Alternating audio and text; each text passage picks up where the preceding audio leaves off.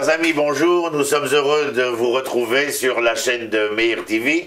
Nous sommes chaque semaine prêts à vous rencontrer et à nous rencontrer, le Rav Yoel Ben Arosh et moi-même, René Akrish, pour une série de leçons qui aujourd'hui, nous entrouvriront les questions qui touchent à la notion du fruit de l'arbre et dans son rapport intrinsèque avec la terre d'Israël. L'homme et la terre sera donc notre sujet. Rav Yoel, shalom. Shalom uvracha. Shalom à tous nos auditeurs. Je suis heureux de te recevoir et ensemble nous allons essayer d'entendre véritablement quel est le sens que nous pouvons donner, autant toi que moi, à ce que le Rav appelle l'implantation de l'arbre fruitier sur la terre sainte, est quelque chose qui permettra la floraison de l'espoir des générations à venir. Qu'est-ce à dire pour toi? Tu sais très bien, mon cher ami Roni, que la première des actions de Akadosh Baruch Hu dans ce monde, dès le début de sa création, c'est de s'être occupé lui-même de planter un verger. Vaïta Elohim gan be'edem. Ça veut dire que si nous voulons imiter, autant que nous puissions le faire, l'action divine, il faut d'abord commencer à implanter ou à s'implanter à l'endroit qui est naturel au peuple d'Israël pour la révélation des valeurs divines dans ce monde, c'est-à-dire la terre d'Israël. C'est intéressant parce que dans l'implanté, il y a cette racine de plant. En fin de compte, c'est cette graine que nous allons mettre, et nous ne parlons pas de n'importe quelle graine, mais nous parlons en général de graines de l'arbre fruitier. Pas de l'arbre simplement capable de donner sa branche, son bourgeon et sa feuille, mais où il est capable de fructifier, c'est-à-dire d'apporter quelque chose qui soit comestible. Et ce qui est intéressant, c'est que ce fruit est, comme la plupart des fruits, composé de ce noyau où nous retrouvons des termes en agronomie qui sont significatifs. L'ovaire, l'ovule, qui sont, à travers ce pistil, capables d'être fécondés pour pouvoir générer et engendrer. C'est donc qu'il y a dans la phrase du Rav ici présentée quelque chose qui va dans un autre au-delà, à savoir que ce geste de venir mettre en place un plan et de s'implanter est porteur d'un message très fort. Mais avant cela, il s'agit tout simplement de revenir au jardin duquel nous avons été renvoyés. L'Éternel a renvoyé le premier homme du jardin d'Éden. Notre retour en tant que peuple sur notre terre d'Israël, c'est tout simplement revenir au jardin. Ça veut dire que nous sommes en train de réaliser la réparation du monde, la réparation de la faute du premier homme pour laquelle le monde est descendu de son niveau premier. C'est-à-dire que le premier homme a fauté par une consommation qui n'était pas adéquate aux valeurs divines, et aujourd'hui on nous demande, le soir de Tou Bishvat, de consommer un fruit, c'est-à-dire qu'en réalité par cette consommation du fruit, nous réparons la faute du premier homme. Or, la faute du premier homme a fait venir la mort dans ce monde. Ça veut dire que si nous savons consommer ce fruit d'une manière normale, nous devrions revenir à l'état de vie éternelle, c'est-à-dire du retrouvail avec l'éternité dans ce monde. Alors permets-moi de dire quelque chose qui va certainement t'intéresser, parce que nous l'avons enseigné ensemble, c'est que lorsque nous parlons de Rosh Hashanah et Ilanot, et que nous puissions dire à l'arbre en quelque sorte Shana Tova, il est question de ce chinouille en fin de compte. Tout à fait. Chinouille généré non pas par l'arbre lui-même, mais par l'intervention foncière de l'homme dans l'histoire de la nature, ce qui nous ramène à un aspect un peu écologique de l'événement, mais la Torah ne l'est pas moins, tu seras d'accord avec moi, que cette pensée écologique, c'est-à-dire de respect de la nature créée, mais donc l'homme est ici celui qui est à même de provoquer cette régénération, ce renouveau-là. Alors quand les enfants d'Israël reviennent aujourd'hui, et bien sûr toutes les lois concernant les fruits, que ce soit la Orla, ou que ce soit le Netar Evaï, ou que ce soit les fruits que nous amenions à Jérusalem, et la Shemitah dans laquelle nous sommes cette année, cela concerne essentiellement la terre d'Eretz Israël. Ça aussi, il faut le rappeler, dans une période où Tou Bishvat est omniprésent parmi nous. D'une manière profonde, effectivement, ça concerne les fruits. Mais je voudrais aller un tout petit peu plus loin. Les fruits ne sont pas des fruits au niveau seulement du monde végétal. Ce sont les enfants d'Israël eux-mêmes. C'est-à-dire que les fruits que nous consommons, c'est tout simplement une manière d'intégrer, car manger c'est intégrer, qu'en réalité nous sommes dans une phase nouvelle du monde.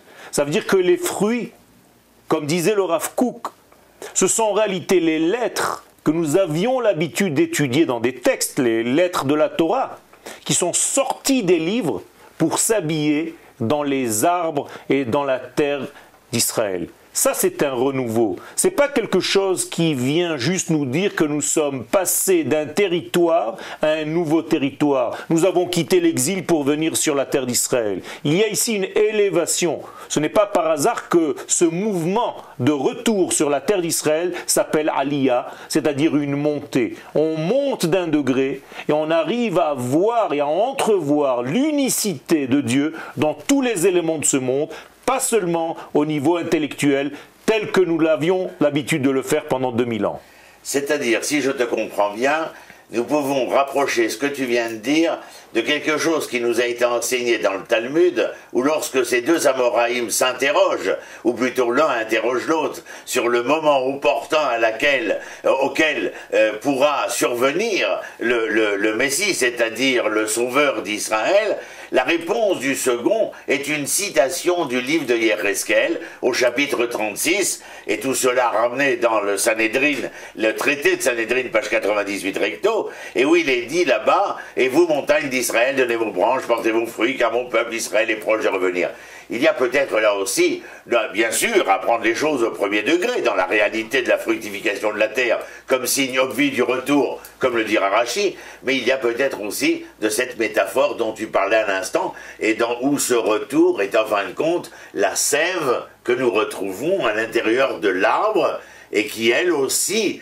n'est capable de générer le bourgeonnement, le feuillage et le fruit par la suite, que parce que la sève s'insère de plus en plus au sein de ce tronc qui l'accueille, et en cela, dans cette conjugalité-là, il y a la possibilité de voir l'arbre donner le fruit. Il y a une métaphore qu'on peut considérer de cette manière également. Bien sûr, mon ami, puisque la conclusion de cette Gemara, de ce Talmud, c'est qu'il n'y a pas de fin des temps aussi clair que celui qui en réalité le fait que la terre d'Israël donne ses fruits avec un bon œil.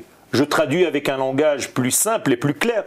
Si tu veux savoir si nous sommes dans une période de l'après-temps, de Acharit Hayamim, El Chaketz Megoulé Misé, tu n'as pas d'extrémité messianique aussi claire que lorsque les marchés d'Israël sont avec des fruits en abondance et en plus de cela, de beaux fruits qui ont un bon goût. Ça veut dire que la Torah aurait pu choisir, la Torah orale, une expression religieuse, entre guillemets, à la fin des temps. C'est-à-dire une multiplication des yeshivot, une multiplication de l'étude de la Torah. Non, elle va s'adresser justement au fait que les fruits de la terre sont en réalité en abondance. Pourquoi? Mais tout simplement parce que tant que la Torah ne descend pas au niveau de la matière, c'est comme si l'éternité ne s'est pas habillée réellement dans sa création.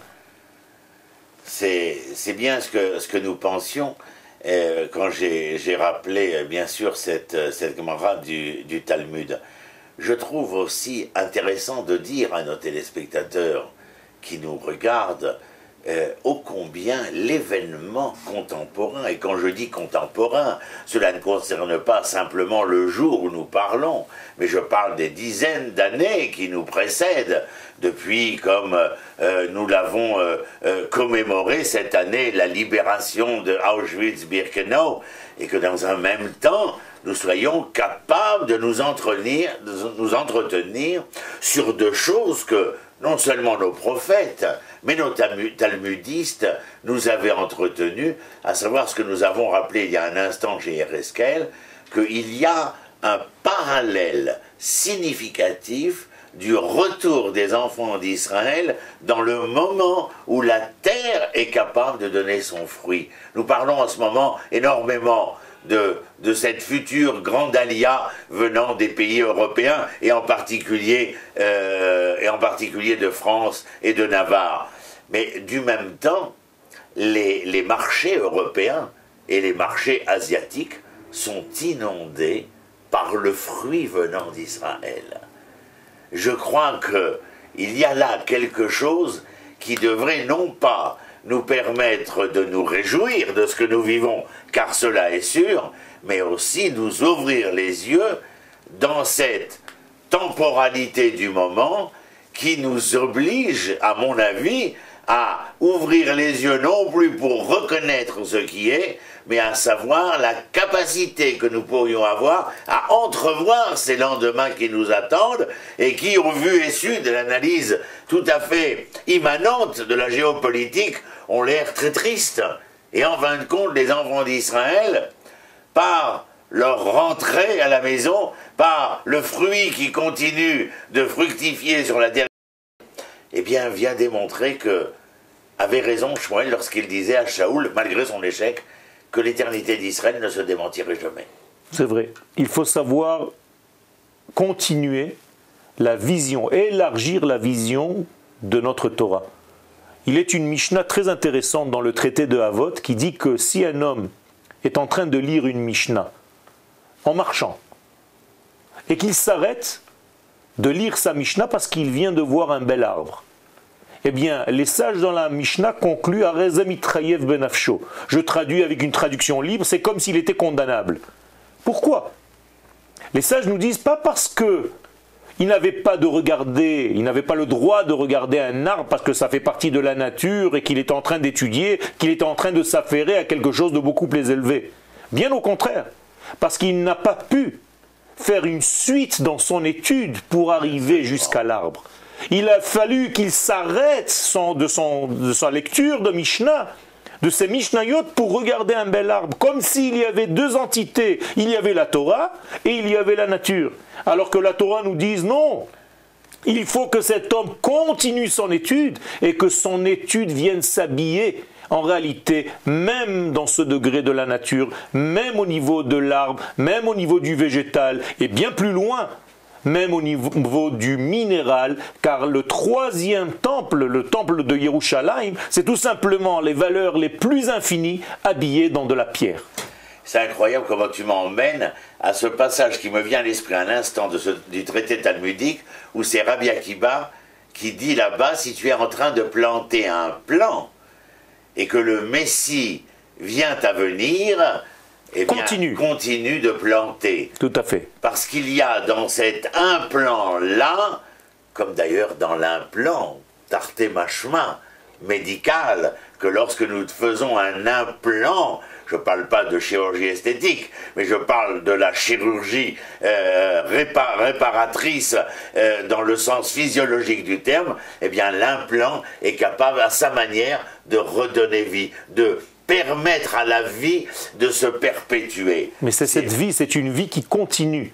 C'est-à-dire que si je prends la différence entre la sortie d'Égypte, qui était en fait l'ouverture de la rédemption, et la Géoula que nous sommes en train de vivre aujourd'hui, il y a quelque chose d'extraordinaire qu'en réalité, ce qui s'est passé dans la sortie d'Égypte, c'est qu'on a évité la nature. On a repoussé l'ordre naturel. C'est-à-dire que Dieu a fait sa délivrance d'une manière miraculeuse qui a court-circuité la nature. Donc en réalité, la nature vient se plaindre. Elle se dit, mais tu m'as créé, pourquoi tu me repousses? Et donc Akadosh Baruch Hu est obligé, entre guillemets, de rembourser à la nature le fait qu'il est écarté pendant la première rédemption. Et ce qui fait que la dernière rédemption, celle dans laquelle nous sommes, sera habillée dans la nature, habitée dans la nature et complémentaire avec la nature. Et non pas deux entités, mais une suite logique, une unicité du Créateur dans tous les niveaux de l'existence. Ça, peut-être qu'on va certainement terminer maintenant notre première émission ensemble. Et sur cette note un peu... comment dire, qui pourrait paraître critique, mais qui est en fin de compte bienfaitrice, lorsque cette nature que Dieu propose aux enfants d'Israël, eh bien, paraît chez certains comme tout à fait anachronique. Dans quel sens? Je vous promets une terre où coule le lait et le miel. Et la critique venant ici nous dire, mais enfin, le lait est comment dire, la lactose en elle-même est une conséquence d'une biologie, une biochimie qui vient du sang, et le miel provient de l'abeille. Alors ça, c'est l'esprit critique. Tu nous proposes une terre qui a comme origine ce qui est impur. Et le bienfaiteur de l'histoire est cet homme capable de dire, c'est justement là la force de cette nature, d'être capable de t'offrir une terre capable de transformer l'impur en ce qui est pur. Et c'est dans ce sens-là que je dis que nous terminons sur une note bienfaitrice. Et si tu veux rajouter une dernière phrase, j'irai dans la même direction que ce que tu viens de dire.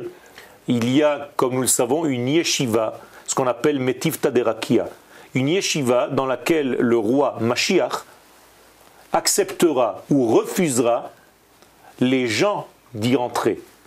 Quel sera le critère? Quels seront les critères? Il y a 3 critères d'acceptation pour pénétrer dans cette yeshiva. La première d'entre elles, c'est de transformer l'amertume en douceur. La deuxième, c'est de transformer la mort en vie. Et la troisième, c'est de transformer le noir en lumière. Mais tout simplement, les gens qui se disent « mais alors on n'a aucune chance de rentrer dans cette yeshiva », c'est faux. La yeshiva du Mashiach accepte les gens optimistes. Ceux qui voient même dans des événements qui paraissent être noirs la lumière. Et lorsque tu leur donnes quelque chose d'amer, ils savent le transformer en doux. Et en réalité, ils savent réellement transformer la mort en vie et revenir à ce qui était prévu initialement par le Créateur. Merci à Rav Yoel. Merci à vous tous d'avoir été avec nous pour cette première émission, en espérant bien sûr vous retrouver la semaine prochaine sur Meir TV. Shalom, shalom, depuis Jérusalem.